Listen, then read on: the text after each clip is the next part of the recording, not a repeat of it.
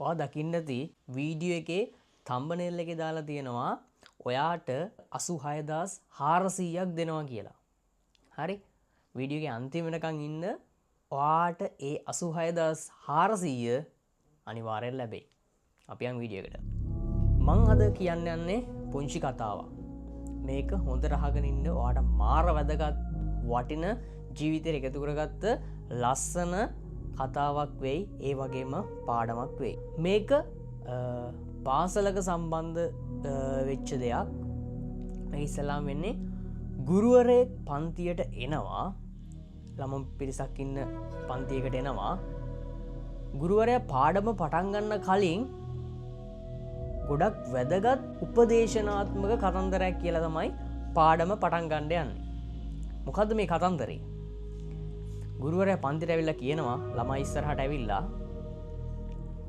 ඔයාට හැමදාම රජයෙන් රුපියල් 86400ක් දෙනවා. හැමදාම දෙනවා. ඔයා ඒකෙන් මොනවද කරන්නේ? මුළු පන්තියේ ළමයි පිරිසටම තමයි කියන්නේ.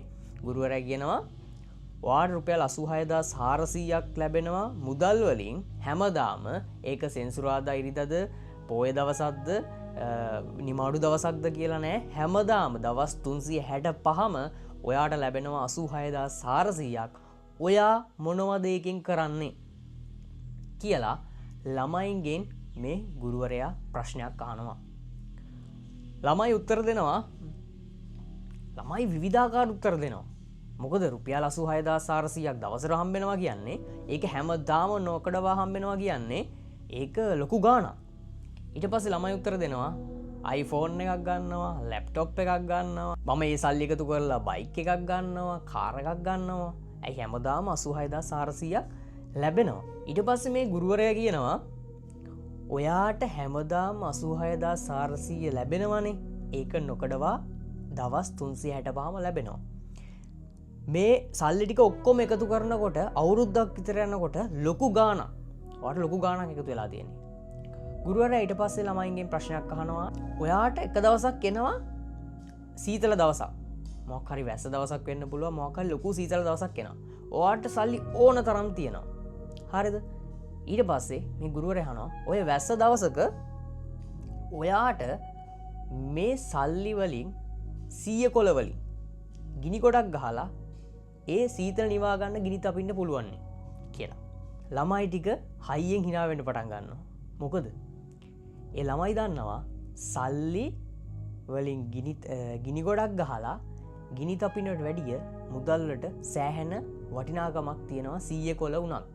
ඒ මුදල් වටිනාකම දන්න හින්දා දැන් මුදලුත් තියෙන හින්දා ළමුන් දන්නවා මේ සල්ලි වලින් වියදම් කරලා හීටරයක් අරගෙන ඒ උණුසුම නිවා ගන්න පුළුවන් කියලා. ඒ කියන්නේ සල්ලි වල වටිනාකමක් තියෙනවා කියලා ළමයි දන්නවා. ගුරුවරයා ඊට පස්සේ තව ප්‍රශ්නයක් අහනවා ළමයින්ගෙන් ඔයාට ජීවිතේද වටින්නේ මුදල්ද වටින්නේ? සෑහෙන හොඳ ප්‍රශ්නයක් අහන්නේ. ඔයාට ජීවිතේද වටින්නේ මුදල්ද වටින්නේ කියලා ගුරුවරයා මේ ළමයින්ගෙන් ප්‍රශ්නයක් අහනවා. පෙළක් ළමුන් කියනවා ජීවිතේ වටිනවා කියලා, තවත් ළමුන් කියනවා මුදල් වටිනවා කියලා. ඊට පස්සේ ගොඩක් වැඩි පිරිසක් කියනවා මේ දෙකම කියලා. විවිධාකාර උත්තර. ගුරුවරයා තවත් ප්‍රශ්නයක් අහනවා මේ ළමයින්ගෙන්. දැන් ඉස්සරහට යනවා ප්‍රශ්න ටික අහගෙන. ඊට පස්සේ ඊළඟ ප්‍රශ්නේ තමයි ඔයාට දැන් සෑහෙන මුදල් තියෙනවා. මොකද දවසට 86400ක් ඔයාට ලැබෙනවා. ඔහොම නොකඩවා දවස් 365ම සල්ලි හම්බෙනවා. ඔයාට දැන් ඕන තරම් මුදල් තියෙනවා. දැන් අවුරුද්දක් විතර ගිහිල්ලා අපි කතා කරන්නේ. මේ ගුරුවරයා අහනවා ඊට පස්සේ ප්‍රශ්නයක් ඔයාට මේ මුදල් වියදම් කරලා කවුරු හරි ඔයාගෙන් ජීවිතේ ඉල්ලුවොත් ඔයාට මුදල්ද වටින්නේ ජීවිතේද කියලා. කෙනෙක් ඇවිල්ලා ඔයාට ඒ කියන්නේ ඔයාගෙන් ජීවිතේ ඉල්ලනවා ඕනම ගාණක් දෙන්නම් කියලා. ඕනම වටිනා ගාණක් දෙන්නම් කියලා ඔයාගේ ජීවිතේ ඉල්ලනවා. එතකොට ඔයාට වටින්නේ මුදල්ද ජීවිතේද කියලා ගුරුවරයා ළමයින්ගෙන් අහනවා. ළමුන් ඔක්කොම ඒකට උත්තර දෙන්නේ බෑ මට ගොඩක් ජීවිතේ වටිනවා කියලා. එතකොට ගුරුවරයා කියනවා මුදල් වලට වැඩිය ජීවිතේ වටිනවා. ඒ වගේම ඔයාට තව වටින දෙයක් තියෙනවා කියලා. ළමයි අහනවා මොකද්ද සර් කියලා. ගුරුවරයා කියනවා ඔයාට මම ඉස්සල්ලාම ප්‍රශ්නය ඇහුවේ දවසට රුපියල් 86,400ක් ඔයාට දෙනවා කියලා. ගුරුවරයා මොකක්ද කියන්නේ? ඔයාට ලැබුණා දවසට 86,400ක් ඔයාට මන් දැන් දෙනවා දවසට තප්පර 86,400ක් ඔයාට මොකක්ද මේකෙන් ගන්න පුළුවන් ප්‍රයෝජනය?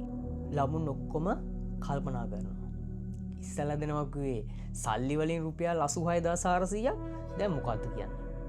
දැන් කියන්නේ දවසට තප්පර වලින් 86,400ක් ඔයාට දෙනවා. ඔයා මොකක්ද කරන්නේ? හිතන්න ඕන ප්‍රශ්නයක්. කල්පනා කරන්න, හොඳට හිතන්න. ප්‍රශ්නේ මුල ඉඳන් අගට ආයෙ පොඩ්ඩක් බලන්න හිතලා මොකද්ද මේ වෙන්නේ කියලා. ගුරුවරයා කිව්වේ මොකද්ද?